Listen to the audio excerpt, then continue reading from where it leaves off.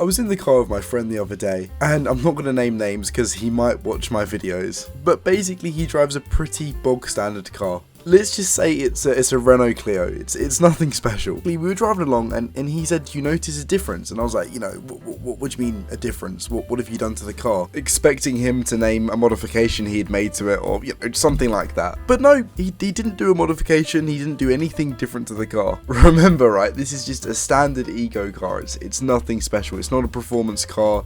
It's not a supercar. It's just a standard eco box. He basically went on to explain how he put premium fuel in his car. He called it Zoomy Juice. I'm not making this up. I swear, honestly, I swear he did this. And he is a car enthusiast. He is into his cars. He does know a good amount about cars. So I was completely taken back by this. But Zoomy Juice, I mean, maybe, I don't know if this is a thing or he just came up with this, but Zoomy Juice is crazy. And I know there is some truth, but before you do go to the comments, I know there is some truth in behind premium fuel adding a little bit of performance. However, it's not really noticeable. I mean, you're splitting hairs. And I would say the only time where it is noticeable is in cars that require you to have premium fuel. Cars where you actually have to put, higher octane fuel into the car. However, on something like a Honda Civic or a Ford Fiesta or a Renault Clio, it's not going to make a difference. I mean,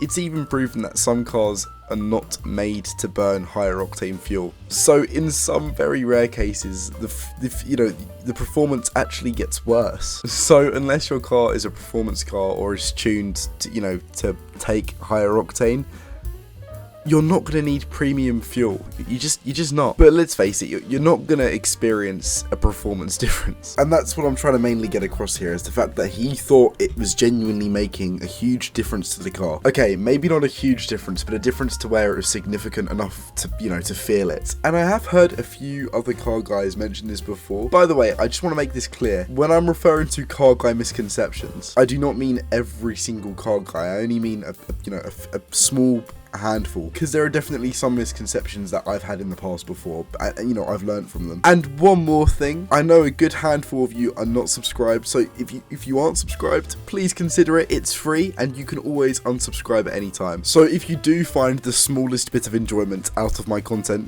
go ahead and hit the button. It would be greatly appreciated. One misconception that's definitely surfacing a lot recently, and it does depend on how you look at things, but a lot of car enthusiasts recently have been basically saying that older cars are much easier to own than newer cars. And it's actually a very interesting point, because I do think there are some benefits to owning an older car. For example, actually working on an older car is a lot easier, but ownership of a newer car is far more enjoyable. And even with my 20-year-old Mazda MX-5, which isn't old by car guy standards, but it's still an old car, I can tell you now with 100% certainty, owning a newer MX-5 like an ND would be so much easier than owning the one I have now. I guess the main quote I often hear is they don't build them like they used to. And I do think from maybe the 80s to the 90s and some of the early 2000s, cars at that time when they were new were definitely built better due to the car being a lot less complicated, having way less emission standards, and a load of other factors. And it was a point in time where technology was good enough to make reliable cars. However, owning a car from the 1980s now is not going to be easier than owning a brand new car. The biggest thing to take away from this argument, in my opinion, is the fact that these cars are now 30, 40, 50 years old. Back then, brand new, maybe they are better than the cars now because of all the reasons, I mentioned before. But it is actually quite hard owning an old car. And I do think that this argument comes a lot from the Japanese car community. The reason I say that is because I once had this opinion when I was younger, and I can tell you now, even owning a 20-year-old MX-5 has humbled this opinion quite a lot. Like I said before though, these cars are 30, 40 years old now. Parts of the car get old that you completely forget about, and replacing them can be such a pain. One thing nobody tells you about when owning an older car is finding parts can be impossible. And I own a Mazda MX-5, I own a Mazda Miata, which is probably one of the most common, I think it is the most sold sports car in the world. It's so popular, you know, it's not like it's not like I've got a Nissan 300ZX or a Mazda FC RX-7. The Miata is such a common sports car, like you can find.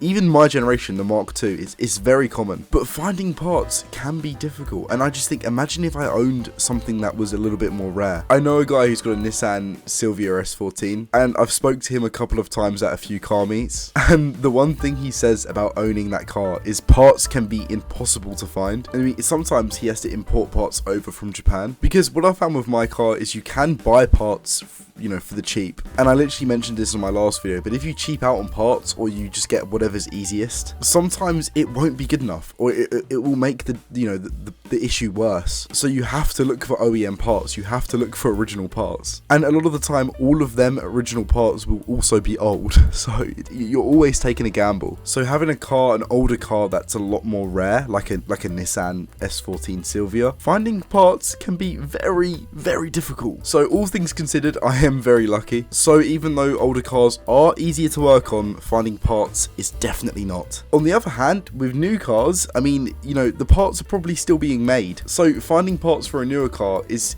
so much more simple. You basically just contact the manufacturer and they will likely have it. You just go to a local dealership, rock up, and you could probably put an order in for whatever you need. And don't get me started on rust. You know, obviously I own a Miata. I know all about rust, and it's not pretty. But these older cars, especially Japanese ones, but any German, Japanese, it doesn't matter. Any car or most cars that are old will rust. And rust is very, very expensive to repair. And of course, it can happen on newer cars, but it takes a very long time for it to get to a serious case. Not just that, newer cars are a lot more, you know, rust resistant. It's a lot harder for them cars to rust. Whereas a car that's a lot older, it's a completely different case. One more thing that's really annoying about older cars, especially in the UK, this only really applies to the UK and some other countries, but basically where I live, which is right outside of London, we have something called ULEZ, where if you drive a car that is too old,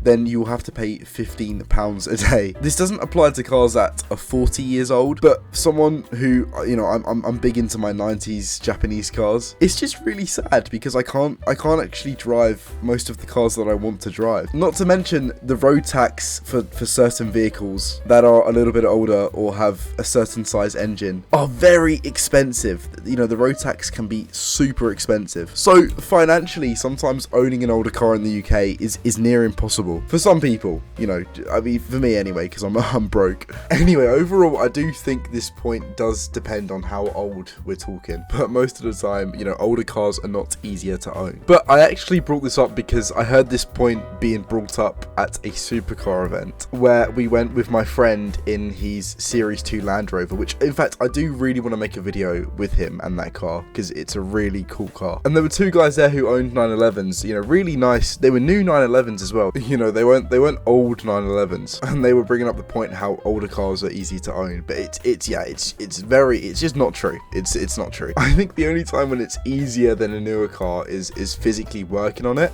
But other than that, there's not really any benefits. Saying all that though, I 100% prefer older cars to new cars, and if I could, you know, afford driving an older car where I live, I would 100% do so. I've had my eyes on an AW20 MR2 for the longest time, so, you know. And let's face it, older cars are far more fun to drive. What I love so much about older cars is that you know, they're not necessarily fast, but they feel so good to drive. Everything is so analog, and you can't beat it. I would take my NB Miata over any new car. I mean, apart from a GT3 911, of course.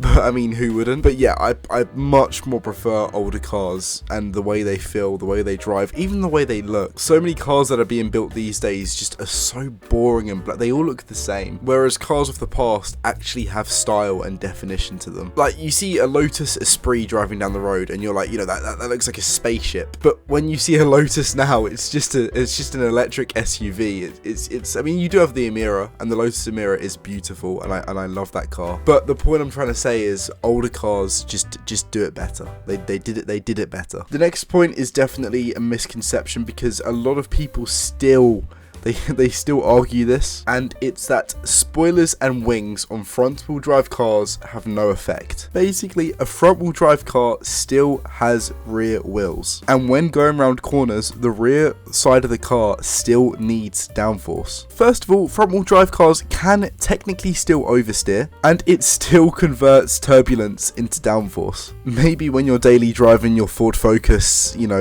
and you stick a wing on it, it doesn't do anything. But when you put a wing on a front wheel drive car and you're driving it hard or you're going around a track, it does have an effect, because every single car, no matter what, they still have 4 wheels. It doesn't matter about the drivetrain. You still see wings and spoilers on all drive cars. You know, it doesn't make a difference. I'm not too sure where this misconception even came from in the first place, if I'm being completely honest. My guess is that it came from cars, you know, straight line speed and straight line acceleration. But when you're going around a corner, downforce is downforce. If you look at most race cars and race teams who use front wheel drive cars, they will have a wing, which in my opinion explains enough. Look, if you did find any enjoyment in this video, please subscribe. It would mean the world to me, and you can always unsubscribe at any time. I make videos like this all the time, and I'm hoping to do some IRL stuff soon, so keep an eye out. Also, go ahead and like the video and check out these other videos too, because if you enjoyed this one, you'll enjoy them.